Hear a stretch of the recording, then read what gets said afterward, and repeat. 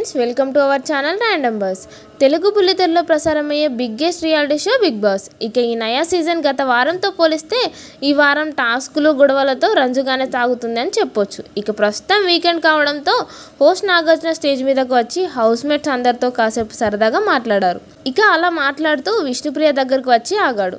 ఇక విష్ణుతో మాట్లాడుతూ ఎలా ఉన్నావమ్మా విష్ణు అని అడగ్గా నేను బాగున్నాను సార్ అంటూ చెప్పింది. ఇక ఆ తర్వాత నాగార్జున మాట్లాడుతూ విష్ణుప్రియని ఒక రేంజ్లో ఆడుకున్నాడని చెప్పాలి.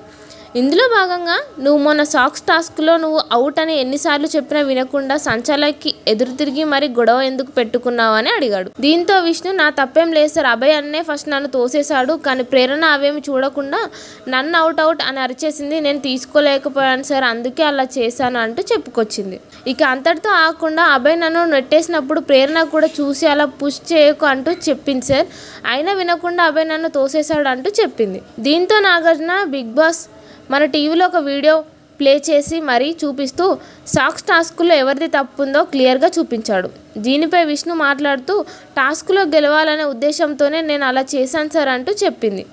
గెలవాలంటే టాస్క్ని పర్ఫెక్ట్గా ఆడాలి, అంతేకాని సంచాలక తుది నిర్ణయం అని చెప్పినా కూడా నువ్వు ఇలా చేయడం చాలా తప్పు అంటూ విష్ణుప్రియపై ఆగ్రహం వ్యక్తం చేశాడు నాగార్జున.